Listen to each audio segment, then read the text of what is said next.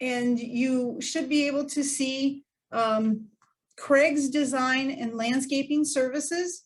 This is just the dashboard for the software. This is the sample company that I Googled, as you can, and just like I said, it's Google QuickBooks Online Test Sample Company, and this is the one that came up. The one thing to note is when you make changes within the software, once you close it and then come back in, it will erase all of those changes. So it won't save anything. So you can try different things and then go back in and change. It'll go back to its original procedure, if you would. So we grouped this presentation with month-end procedures, planning and budgeting, tips and tricks. We're going to be going through a variety of items, and the first things we're going to start with are some month-end type of procedures, bank and credit card reconciliations, on deposited funds, voiding checks, journal entries, the bank statement, some reports, and some closing date stuff. So just a wide range of items that we're going to go through. So let's get started with the bank and credit card reconciliation. And a couple things that I wanted to let you know is on here, obviously, to make things easier for yourself, you would like to link your bank account to the QuickBooks Online, and therefore it will download the information for you. This will save you time. If you have certain rules set up, which we'll go through, that will also save you time. These are all time-saving things that you could do, and therefore get your financials in a nice order in a little bit less time. But the one thing to note when you're using the sample company, you can't go to a bank account, but I can show you the steps that you would literally just go to this link account, upload from file, and then you'd find your bank and you would continue. But unfortunately, because this is a sample company, we can't continue to that process. And you could do this with your bank accounts. You can link this with your credit cards as well. But this is just the simple process. And it does have, as you notice, a few banks listed. These are the entries that are in the QuickBooks already, but the one thing I wanted to note also is we're going to go through that you want to make sure that you could set up some rules so that when that information gets downloaded from the bank, if you have these rules set up, then it would automatically categorize those transactions and put them into the right part of your QuickBooks, the right expense account for you, and then you don't have to do that. So what we saw here is there's a variety of uncategorized expenses. There's some deposits listed and some things that are found that are matched. But in order to create a rule, all we have to do is create a rule. We name this rule. Whoops, I guess I need to be able to spell. So we're just going to create this. This is a money out transaction, if you would, an expense. It could come through as any bank account. Here you can select certain transactions, certain accounts if you'd like, but I would just want to make sure that it's all bank accounts. And you can limit any of these into various types of rules. Or if you want to say it's a certain dollar amount or a text. So we're going to just say it contains the word gas or the word chins for this one. And we're going to assign it to an expense account. And we're going to assign it to fuel. You can have various other items in here. This could be chins here. This could be gas. To make it a little bit more generic, It all depends on what your transactions look like and where you want them to go. So this is going to be based on your company expenditures and the way you record, the way things come in from the bank. So this one would come in from Chins and we want it to go here. So we save this and then we go over. So here's my rule that I have set up. And you can create as many as you want in here. But then I go over to my transactions and I have, I know there's one in here. Where did, oh, wait, sorry. It's already categorized for me. So then I go and it's already categorized to expenses, automobile. So I don't have to do that when I'm accepting these transactions. Then all I have to do is accept the transactions and away I go. Whereas these other transactions, I have to categorize them and pick and choose where I want them to specifically go to. Otherwise, they're going to go to uncategorized income. Again, trying to make things a little bit more efficient for you in the transaction and in the banking area. There are, as you can see up here, something called tags. This you can use to tag level, transaction level entries. This doesn't affect any of your counting transactions. This is more of a tag for your purposes to compare transactions. It's not like classes that we might use or locations for reporting purposes and various accounting entry transactions. And then there's also the receipts area of the banking where you can upload from your computer, forward from an email, a receipt, and then you can add it in as an expense as well. I didn't have this set up ahead of time, but it's just a simple transaction. You upload it and then you can then add the expense to it and it'll also go into your banking.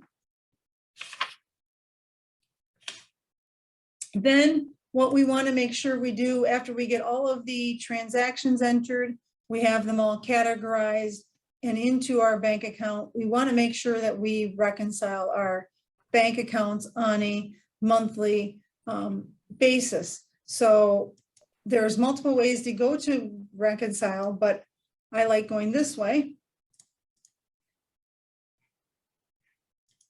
And so then we see the reconcile account area, and you can reconcile various accounts that you have. You can reconcile all of your bank accounts. You can reconcile your credit card statements and accounts as well. But we just want to reconcile the checking account. You would put in an ending balance. We're just going to throw in $1,000 and we'll select a date. Again, this is just all sample and this will close once we're done and go back to the normal way. Now it does give you a couple little tips here. Because there only shows so many transactions, you can minimize this and show a few more transactions as you go through.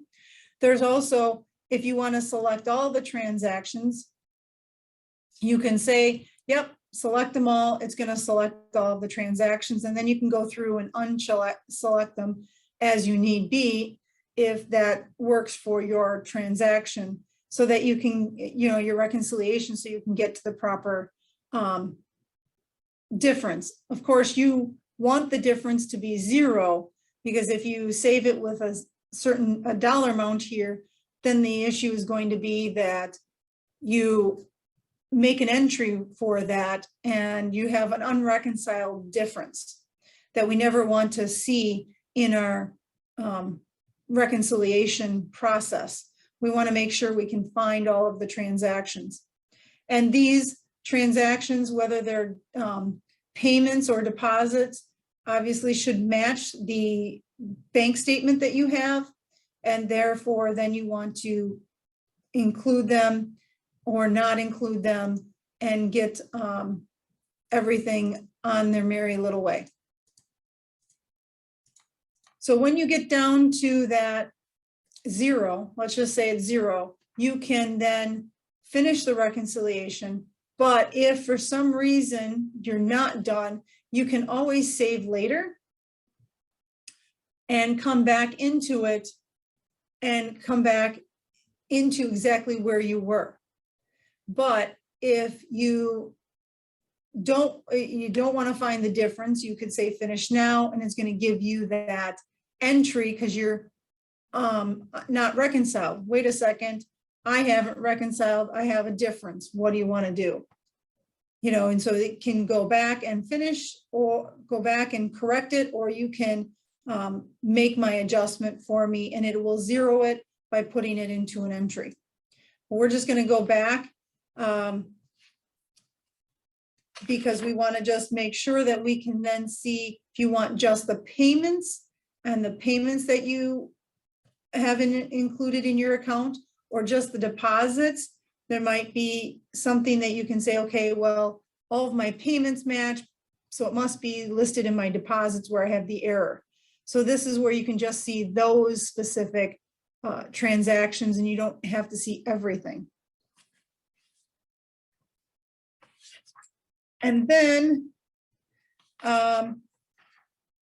so we have this, we've reconciled, everything matches.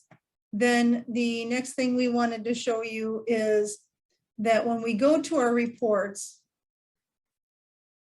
and we have a balance sheet, we always want to go through and make sure we have, the purpose of the monthly procedures is to make sure that all of the accounts on our balance sheet are the proper ending balance based on that month end or year end, whichever you're working with. We have, you know, we reconcile their checking, reconcile their savings account. We've looked at our accounts receivable report by going to an aging. One thing that we do find sometimes that people have an issue with is undeposited funds. What's this account used for? Well, the undeposited funds account is used when you receive a payment for an invoice, and you have it go into this, if you would, holding account, because you receive multiple small invoices and you only go to the bank, say once or twice a week. So you go to the bank and you have 10 checks in that deposit. So you receive your payment, and maybe we can just go back here. So we receive a payment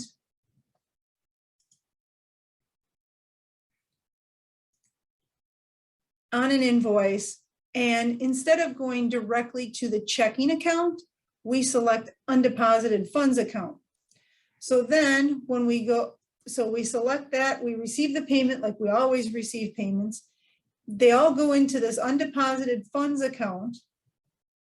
And then from there, you make your bank deposit. So then you group, say, 10 deposits together in one transaction, so that when you do that reconciliation, your bank statement that you have from the bank matches your reconciliation you have in QuickBooks. However you reconcile, however many deposits you included, however many checks you included in that one deposit, you then also included it in that one deposit here in QuickBooks. But on occasion, you may have where there's a balance that is not being truly deposited. So then how to reconcile this, how to get, say, this $1675 out of this account when it's truly not a deposit. You recorded it as a payment, but you never actually went to the bank with it, or some funky transaction happened and it is in here and you have a balance, but you really shouldn't. So the way you'd have to get rid of this deposit, if you would, is that you actually have to receive the bank deposit like you normally would. And then you create a journal entry,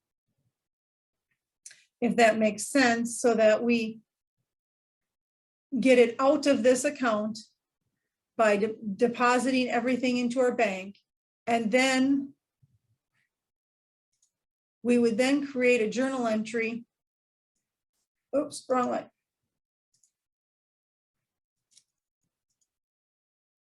To remove it out of our checking account, because we don't want it, we've deposited into our checking account, but we then don't want it into our checking account because it never truly made it into that checking account. So then you'd have to create the journal entry to remove it out of the checking. But it also went into income already when it went into the undeposited funds account because you've received the payment. So then this would be the entry to remove it out of the checking account. What happens?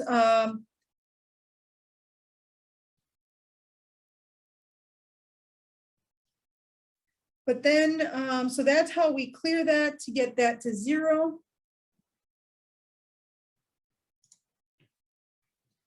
Let's just go back. Oops. So then this would get, you'd have a lower transaction amount, but then you'd say, okay, this is what's sitting in my drawer to be deposited tomorrow or the next day.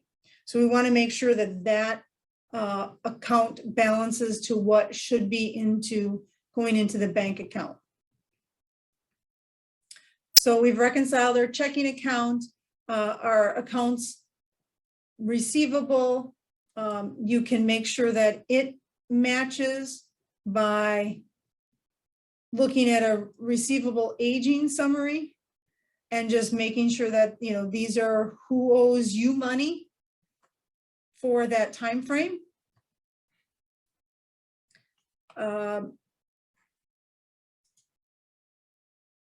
So then on our balance sheet, we've gone through a few things in the checking account, accounts receivable, undeposited funds, and we have some some other fixed assets. But what happens if, when we're going to do that bank reconciliation, we have a check that shows up? Let's go to the reconciliation report.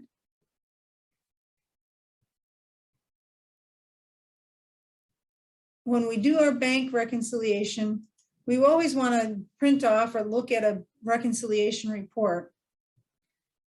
Oh, and you look at it here, but because we haven't completed any, it wouldn't show up here. But when we go here and look at the bank reconciliation report, if you have any checks that are outstanding and whoops. Oops. Sorry. Oh, no, the sound. So we have checks that are outstanding and we want to clear them. We want to make sure that they are correct checks. They are, but what happens if it's an outstanding check for, say, 6 months or 9 months ago, and you don't need that check? It was a double check. You're going through your bank accounts and you see, oops, I received 2 checks at the same time. I wrote 2 checks at the same time, and I only need one of them. So how do we get this out of the system? Do we delete it? Do we void it? Sometimes you don't want to delete the transaction. You'd rather void the check. So we can go to, and I like to go a different, sometimes different route than some people. I always like to use my register because I can then see the information that's in here. So I have a check here for Hicks Hardware. This happened in October 15th, and for some reason, I don't want this $228 check. I want to void this transaction.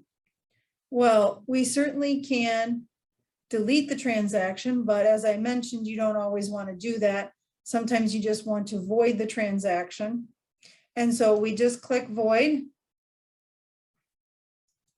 And then we say here we go.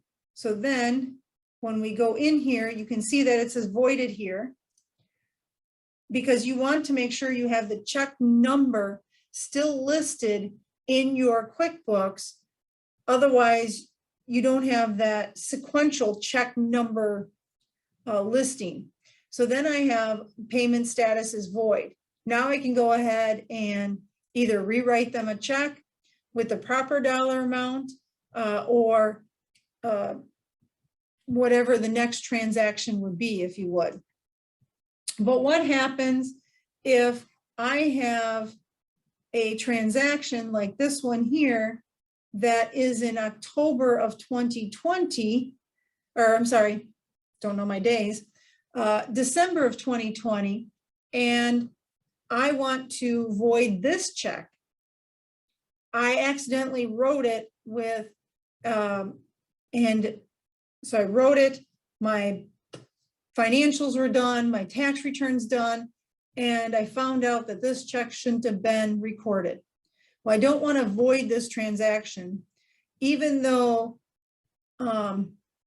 that would probably be, you know, the easiest way to go about it.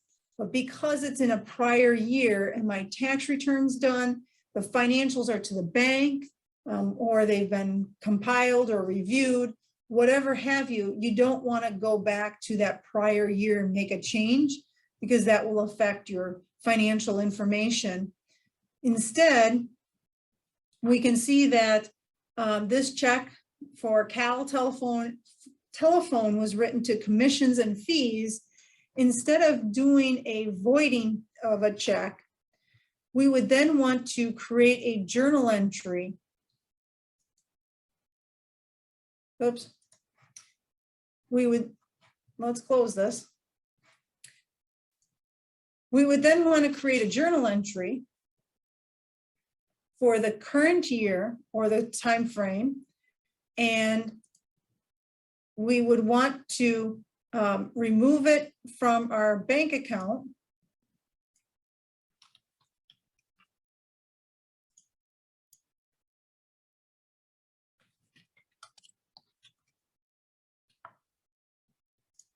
Oh, I'm sorry, we'd want to add it back to our bank account. I went the wrong way.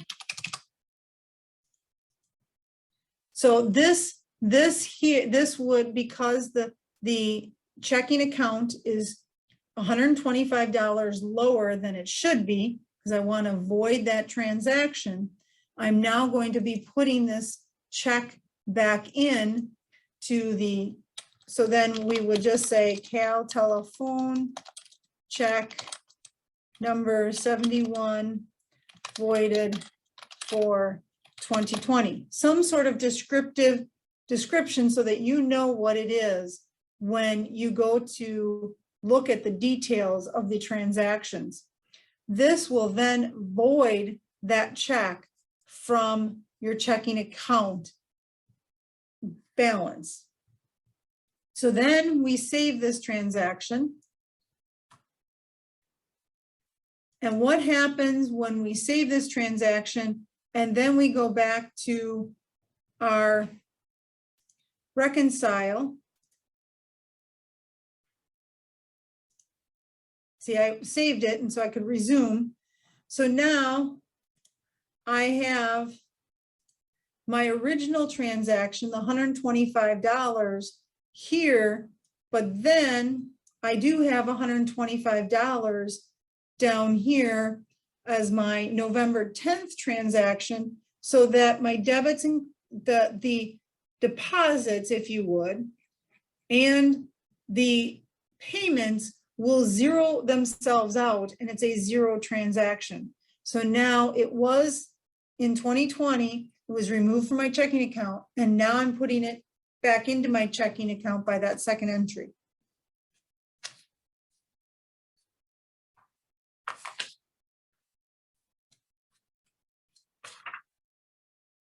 So as you could see, I did a journal entry, and when we do journal entries, there is different things that you can do with a journal entry. I just did one to close out or void a check transaction, but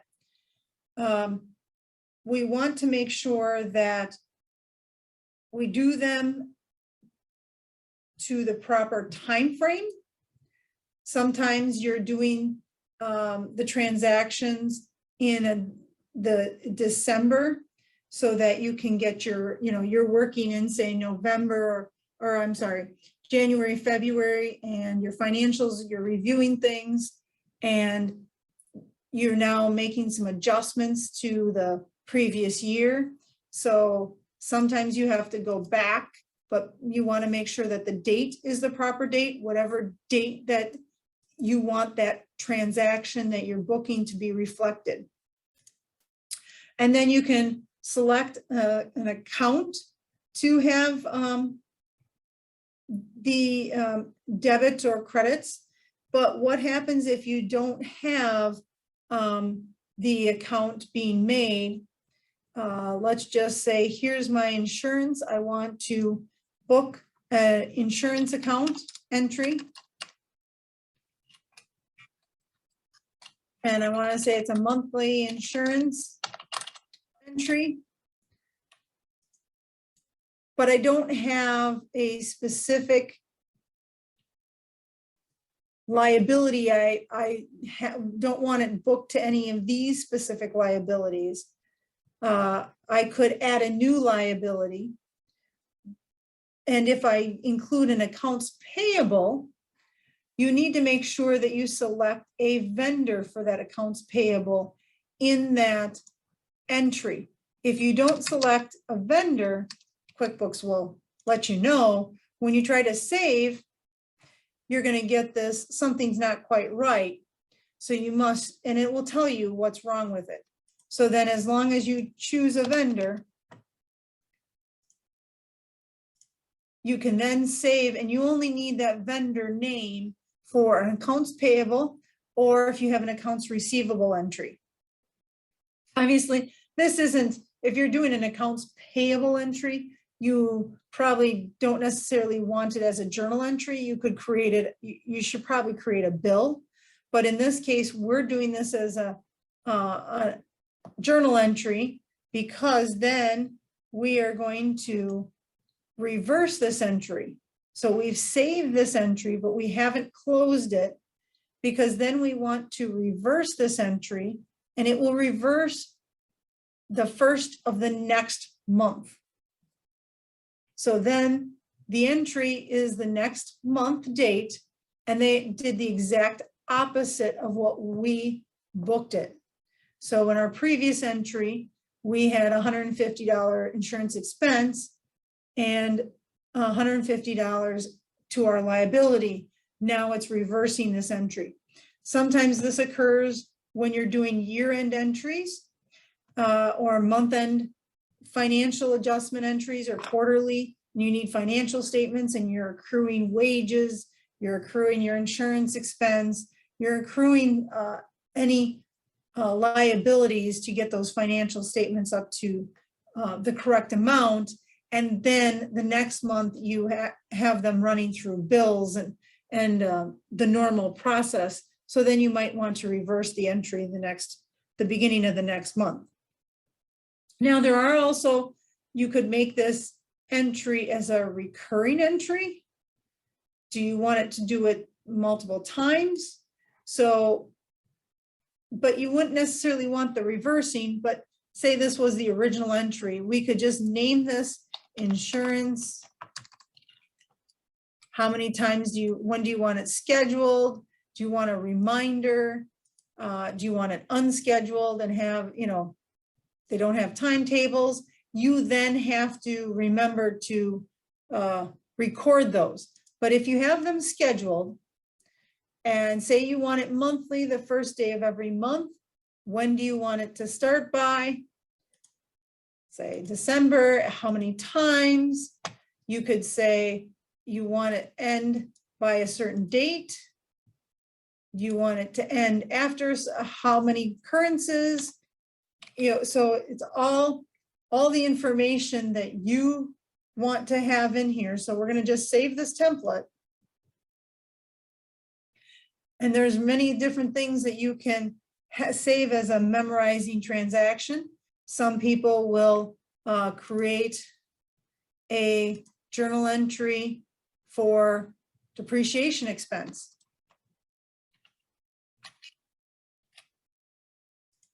For their automobiles.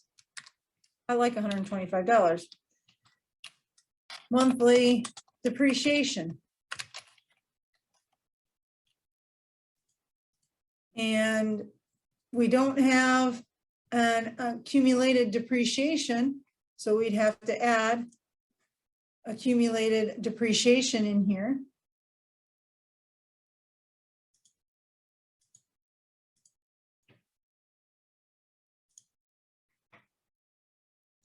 And there, just copy this description down for me. The amount is going to copy over, but if I only wanted this to be $500 and I go down, it's not going to balance. So then you need to make sure that the total amounts balance before you can clear the entry. So then if I, again, here say make recurring depreciation entry, I want it monthly, first of every month, starting next month for, say, 12 months.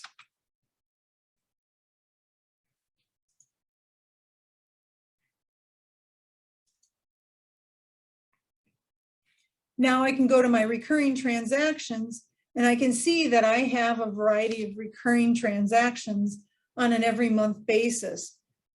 These are scheduled journal entries. You can see that they're scheduled bills. You could schedule invoices. You can edit these, but here's the original recurring bill that's being recorded, and how often you can then change them and resave the template.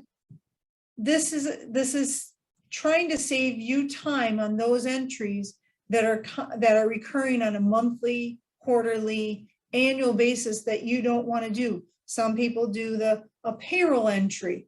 You could, we've set up payroll entries, and instead of putting dollar amounts, you put in $1. So just so that you have the line items for the payroll entry. And then you go in and here's it scheduled for the next transaction. You create a new one, whatever have you, but you want to make sure, oops.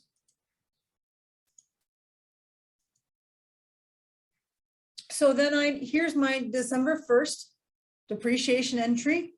I want to save it because that's a good entry. So then I go back here, and the next time I have that entry is going to be January 1st of 2022. But what happens if January 1st of 2022 comes around? It's not quite January 1st. And I want to change the dollar amount. All I have to do is change the dollar amounts. Maybe my insurance was increased. And I save that transaction. So then now now when I edit it, it's now, well, I thought I saved that template.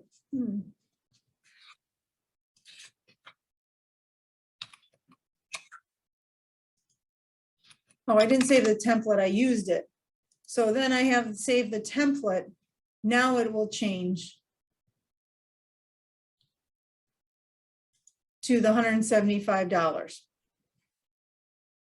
that I had. So you can make the changes to them. It's not a hard set item that will be an ongoing issue, but this is something that is a time-saving transaction.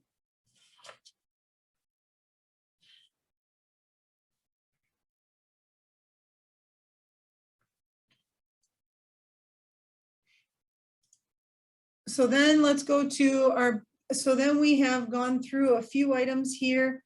As I mentioned, we did a journal entry for our fixed assets to make sure that we have depreciation recorded on a monthly basis starting next month.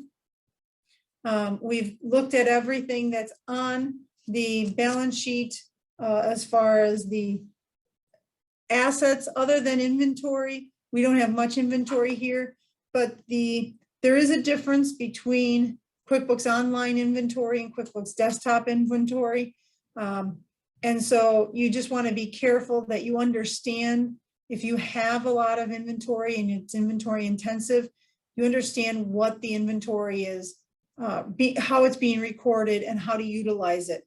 That is a lengthier presentation than we have the time for, but it's just understanding the rules with the inventory and making sure that that's correct.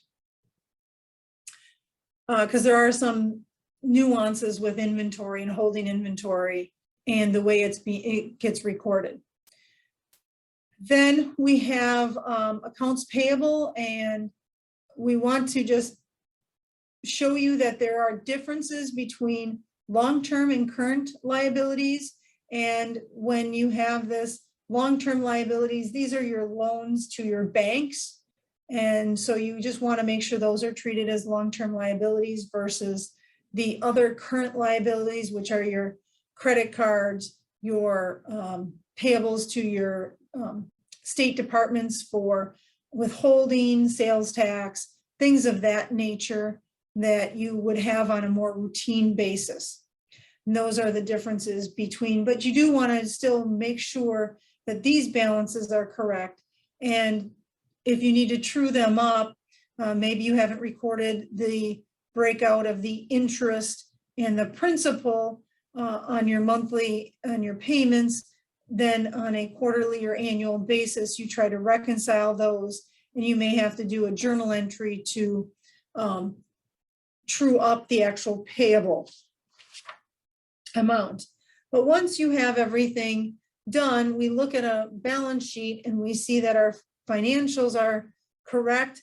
But what happens if you want to compare a balance sheet from one month to the next, or you want to look at a variety of information that you have? So you can customize these reports by a variety of ways, just by clicking on the customization. Instead of saying this year to date, maybe you want to do it by this month, but I want to do it by this year to date.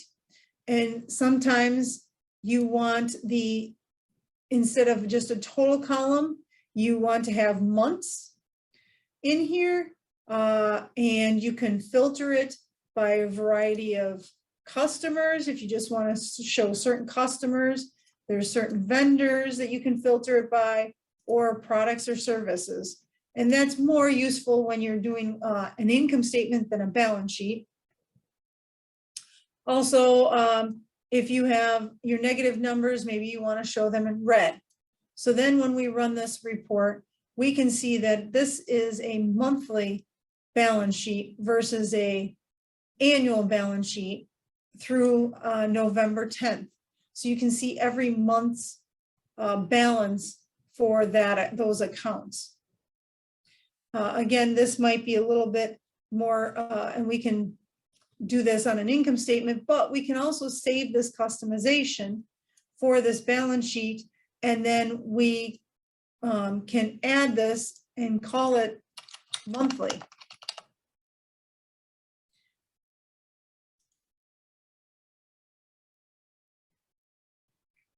So that way, when we go out to our report listing, we have custom reports, we have our monthly balance sheet. So then we can pull it up. Here it is. Different time frame, you can certainly change that and rerun the report.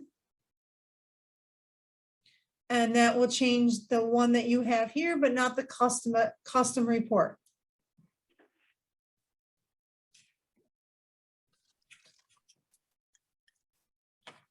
So then if we pull up, say, the profit and loss, again, you can do the same type of thing. We can use months. And if we change the filters, here again, you have customers, vendors, product or service line. Maybe you only want to see a certain product line that you have.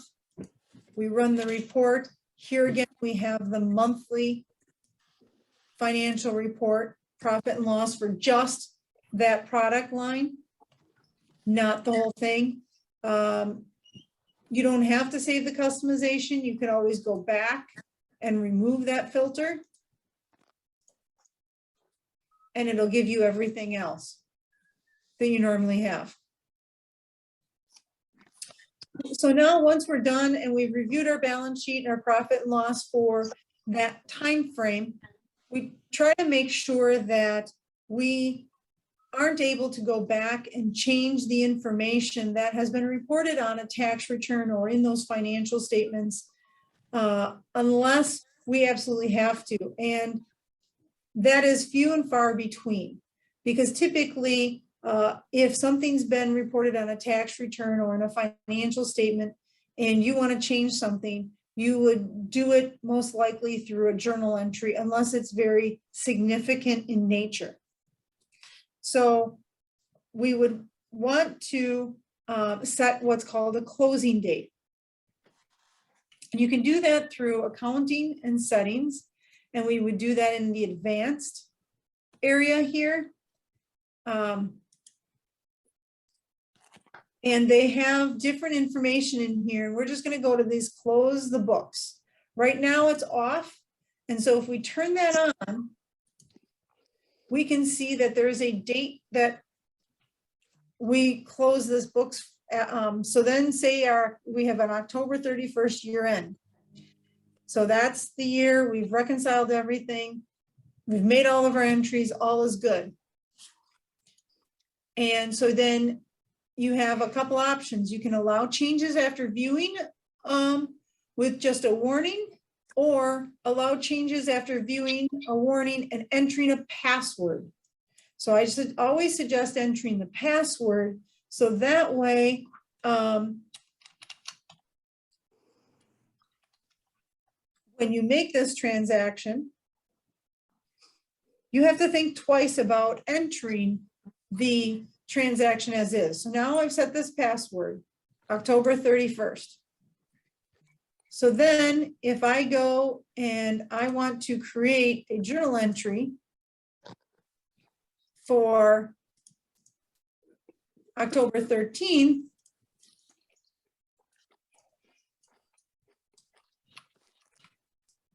because I forgot a deposit or some sort of transaction.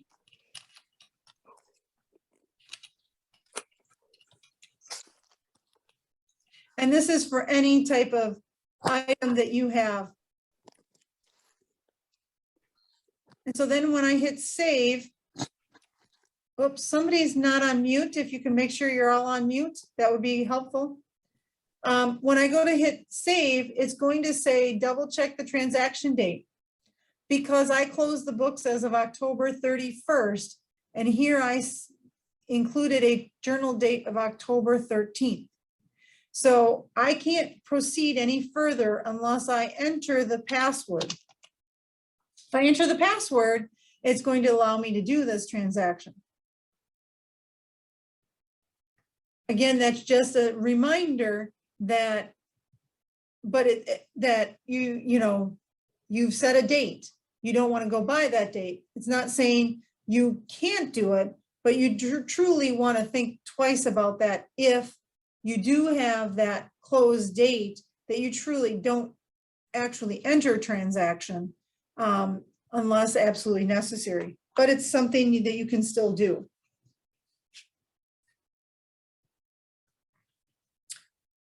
So then let's move on. So now we've gotten the financials in there. We've looked at reporting. We've looked at bank reconciliations and accounts payable. We then want to say we want to do some budgeting for the next fiscal year. So then QuickBooks has this tool that you can then look at how your year went and budget for the next year. And if you, I want to step back here. If you do have that, then you can see maybe you want to save that budget and look at it monthly. How did you do? Is there something that we can modify? Was there a reason certain expenses were up higher than what we had projected? Or was the income higher? Wait, anything of that nature, to look at what your the history of your expenses and income and how it reflects. But one thing I wanted to mention is that if you were just looking at your reports and you look at the details of your reports, there aren't any budgeted reports listed in here. They aren't listed in here until you actually create that budget. If you don't have the budget created, or at least a draft created, you won't see any budget versus actual reports listed. But if we go to our budgeting and we create a first budget, we have to name the budget. We can name it whatever we'd like. And some people use this reporting feature, or others may use an Excel as well, because you can export some of your reports to Excel or email them as well. And we can go through that, but let's just say I want a budget for the 2022 year. I want it monthly. I could do it quarterly. It's all a preference item. Do I want to fill the budget based on my previous data? So here's what I previously had for 2021. So if I fill this in just preliminarily, and until you actually create this sample budget, if you would, you can't do anything further. So then once you have that filled in, you can see that it pre-filled in some dates or some amounts based on the information that was in the sample company. And you can modify those at any point in the year. So if I start here and I click on this box, this little arrow, it will pre-fill everything through the rest of the year. But in the middle of the year, maybe you see an increase. Now, if I click on it, it will fill the rest of the months with that new dollar increase amount that you have. So it's just a matter of going in. It doesn't automatically change anything for you. I mean, you have to go through and look at the numbers, modify them, and determine what you want them to be. So then I save my draft of my budget, and you can create more budgets and save them with different information and compare them. I can then go back to them at any point in time and modify them. But then when I go back to my reports, now when I go to my business overview, I now have a few new reports called budget overview, budget versus actual. So I can then pull that budget versus actual. Once that time frame comes through, here's what I budgeted. Again, I chose January of 2022, and then my actual would be here, and it would give me a difference as I went through each month. So it's just another tool to look at what your company, what you anticipate versus what it actually did.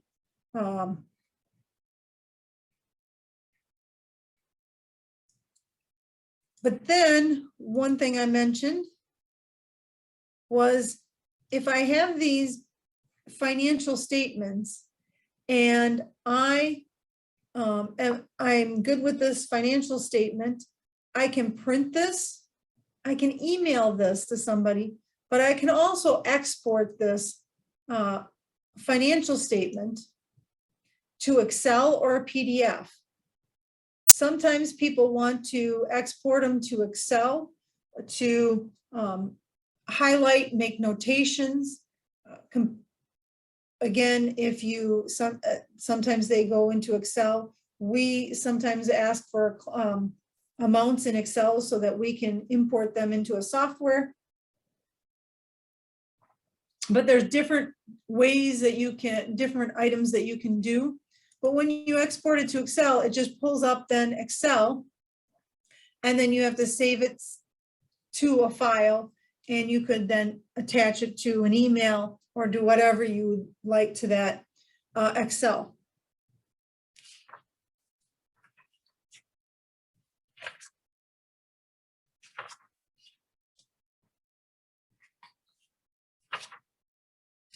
Now we've kind of gone through some, and I only went through the budgeting briefly to get you a little familiarity with it, because there are so many things that you can, there's different things that you can utilize with it, and you have to actually use it and work through the budget in order to figure out what's the next steps in that process.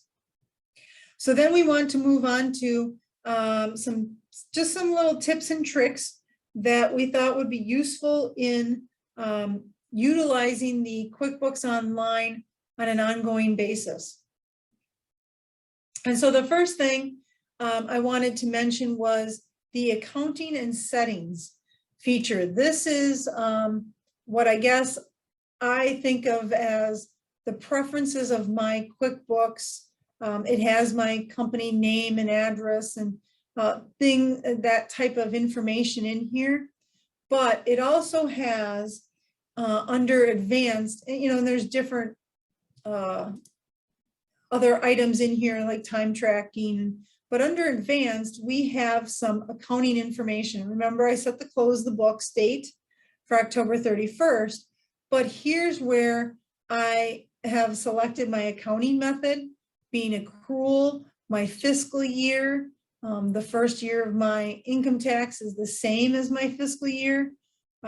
If you end up modifying it, again, that's that little pencil, and then you modify the information. This is helpful just to kind of review. Maybe I had one client that was on a cash basis, and they kept printing me accrual-based financials because she kept forgetting when you're in the financial statement to change it to cash. So then we just went in here and changed it to cash, and then it automatically defaults when she's printing the financial statements to, because when you're in here, you can change them as well. But sometimes people, you forget, you just say, yep, that's the information I want, and away I go. But in that accounting, in this accounting and settings, you can modify that. So then if I just said cash and I say done,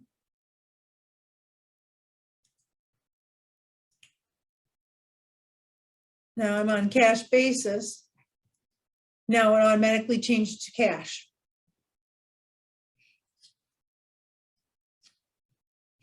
But there's also in the accounting and settings, sometimes you want to review these just to make sure that you understand them as well. The sample company doesn't have account numbers, but if you want to use account numbers, here's where you would turn it on, as well as providing a little bit of information. Discount account, tips account, billable. Oops. Show account numbers, because you don't have to show, you can use the account numbers in journal entries and things, but not necessarily on a financial statement. But we don't want to go in and enter all the account numbers, so we will turn that off. There's the class tracking and the location tracking. Again, it's just clicking of a button to turn it on, but with classes, what that is utilized for is classes are for segments of your business, like different lines of your business or departments. You can use it for different geographical locations, but typically it's used for different departments and things of that nature. Now, if I turn it on, you warn me when a transaction doesn't have an assigned class, because then that's a reminder to enter a class.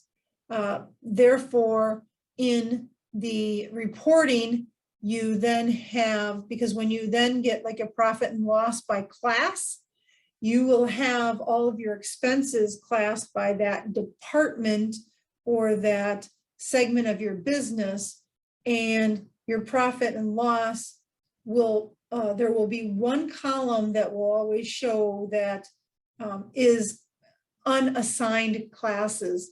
And you try to make sure that you have a minimal amount of that, unless that's your overhead.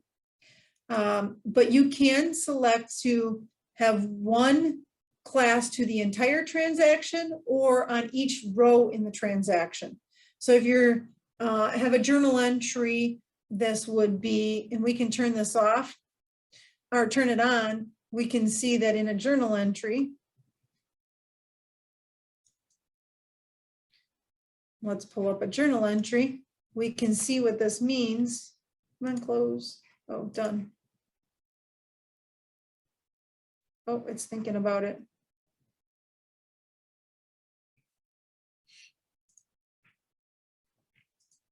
When we go to journal entries, now I have class showing up. And so then I have to select a class. Now I didn't have any classes set up, but I would have to create a class. Not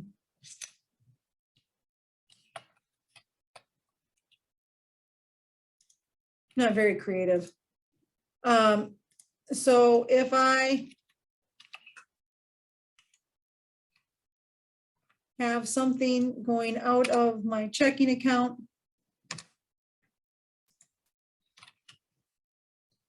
and into an expense account, here it's asking me for a class.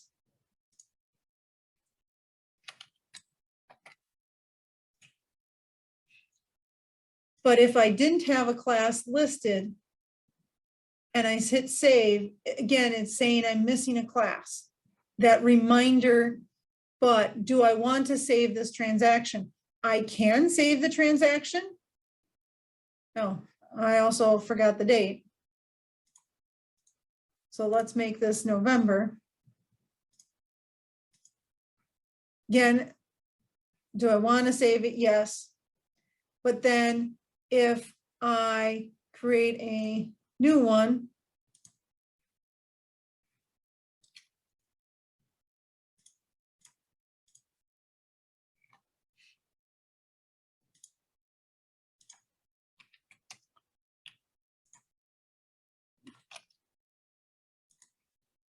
and we include a class,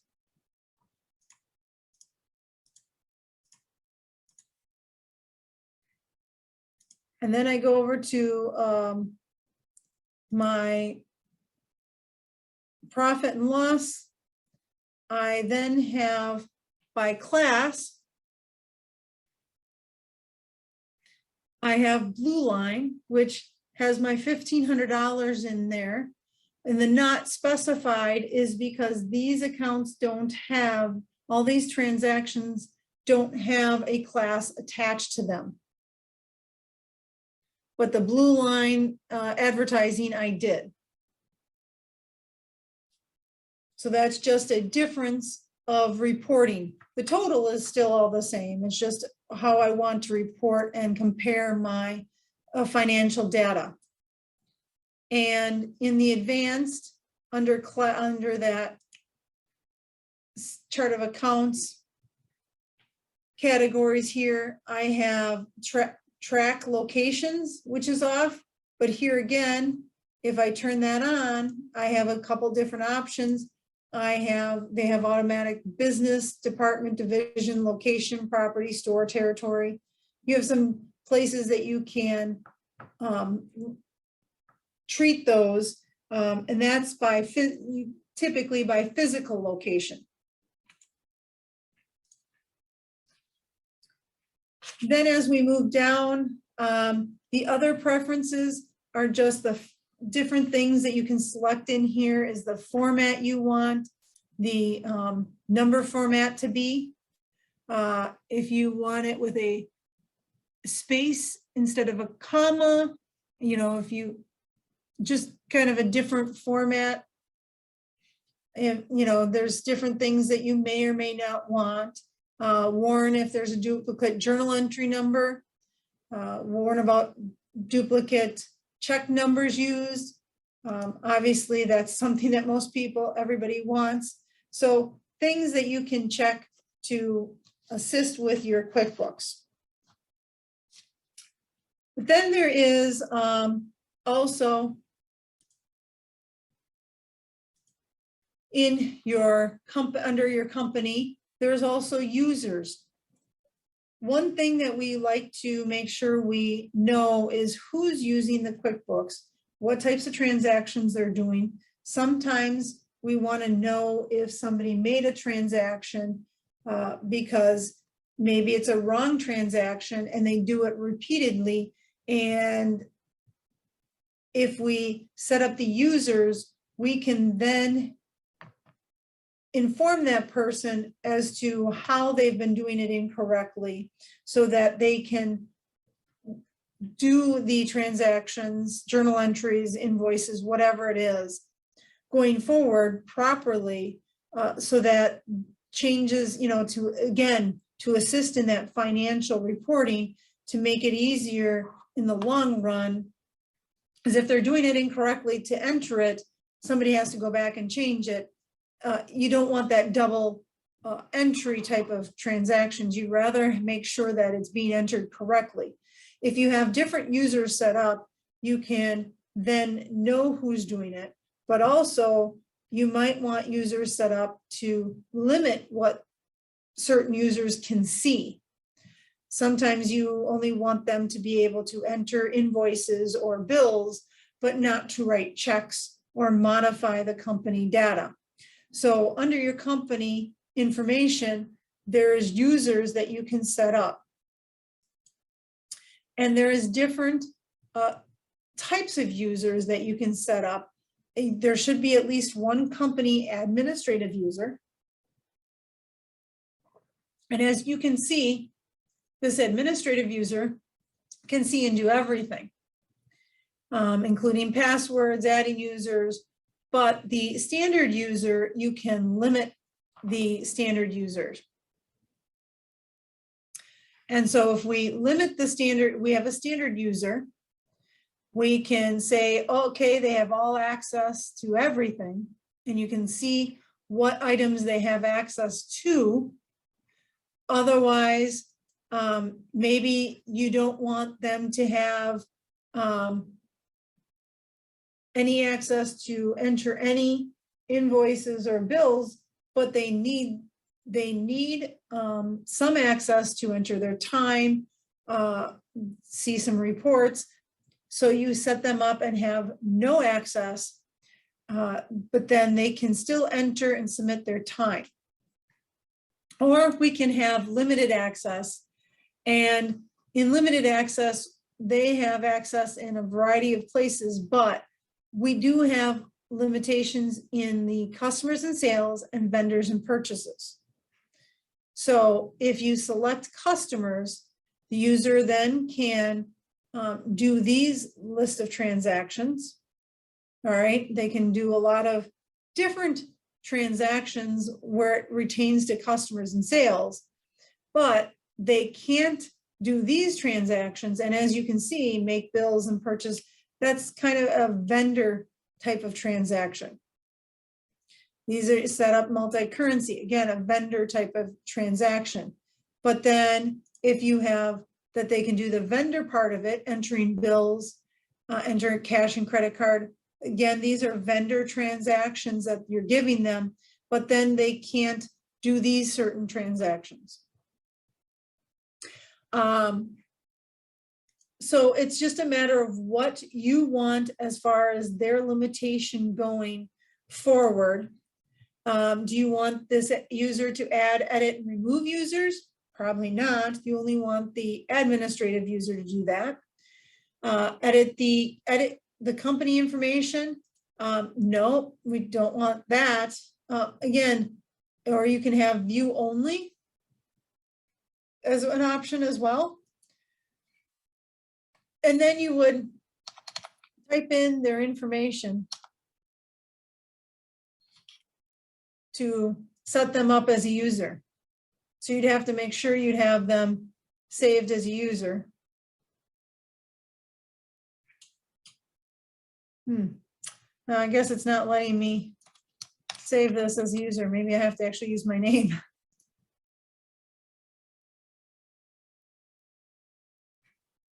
Oh, well, it's not going to, but this is the process that you would then do, and then you'd be able to see the different users that are in here, their limitations, as well as when they go in to use QuickBooks, they'd have to be that user in order to use the QuickBooks. And so we do recommend that you have various users so that you can see the information that they're entering. You can then make sure who's using the QuickBooks and also any transactions that you want to correct them on. Now let's move on to going from that. Another trick is this search button. This is one of the items that is sometimes comes in useful when you're trying to find a transaction that is not easy to locate. You don't remember the date, you don't remember maybe who was paid to, but when, say for instance, you're reconciling and you're off a certain dollar amount and you suspect it's one invoice or a check payment or something, you can then click on this eyeglass and see the most recent transactions that you've completed. So, whoops. So then you can see all of the transactions that were completed in a most, and then you could always click on one of those and go to that transaction. Otherwise, you can just type in as it mentions, a certain dollar amount. And it will, well, that's not my dollar amount. Oh, I must have clicked on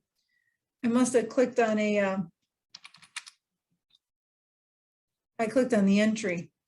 But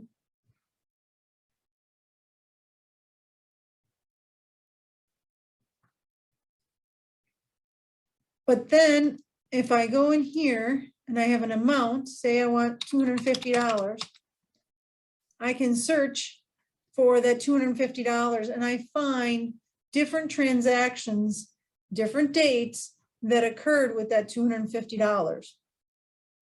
So then, and from here, I can click into any one of these transactions to see what happened with that bill payment, or I can go back and see all three, the bill, the expense, something occurred with those and I need to fix it. What happens, and as you can see, there's different things that you can look at. Everything that you have in here, you can look through for a certain type. I just suggest all transactions, but you can select an amount, a line or a total. So then it equals, it's greater than, less than, if you're looking for a negative amount or something, a name, modified date, if for some reason when it was modified. There's different things that you can select for finding a transaction. So this is, always helpful if I have, a bill, I have a vendor, say I have a vendor name, and I know that that's who the transaction occurred with, but I didn't know what the amount was, or somebody was calling and asking a question and I knew that this was this bill. So I can then find the transaction maybe a little bit easier. As you can see, it's November 1st than I could if it were later in the time frame.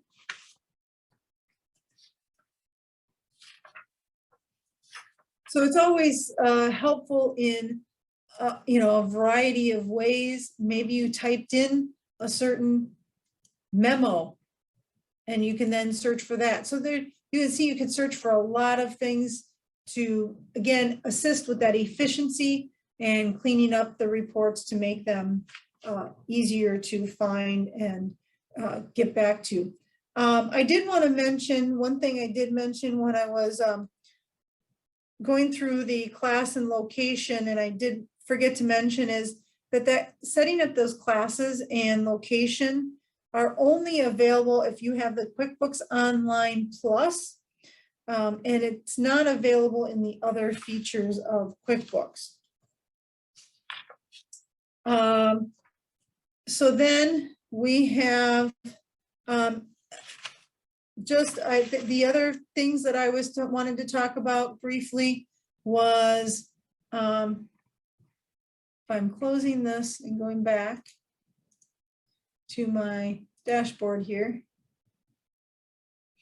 there's always, in your dashboard, you have various different places that you can go to directly from your dashboard. And as I mentioned, there's different places different ways you can get to everything that's throughout the QuickBooks, if you would. There's the banking, transactions rules, if you want to go directly there versus going to banking, the tags, app transactions, if you want to see where you can connect to different places, your sales, your cash flow, again, your expenses, and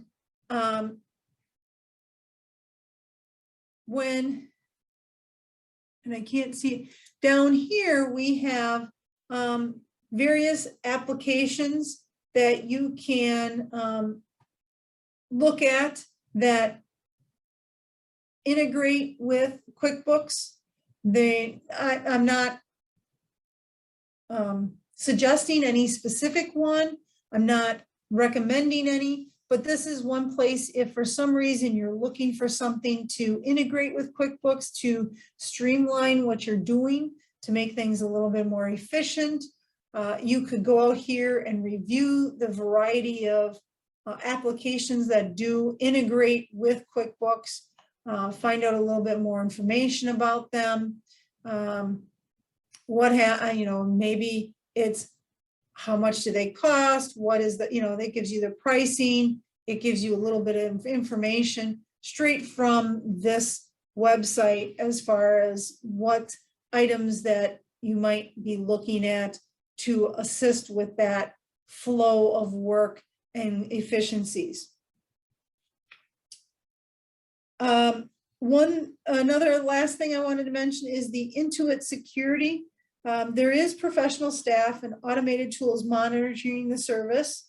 The data is protected and private, and there is automatic backup data. So as you can see, as I'm going through, I don't save, I save the transactions if you would, but I'm not saving everything that's in here. Everything I do, if I'm reconciling, I reconcile, I go back in, it's all saving for me. And if you needed more information, there was in the PDF presentation, there was a little link to intuit.com, the global security.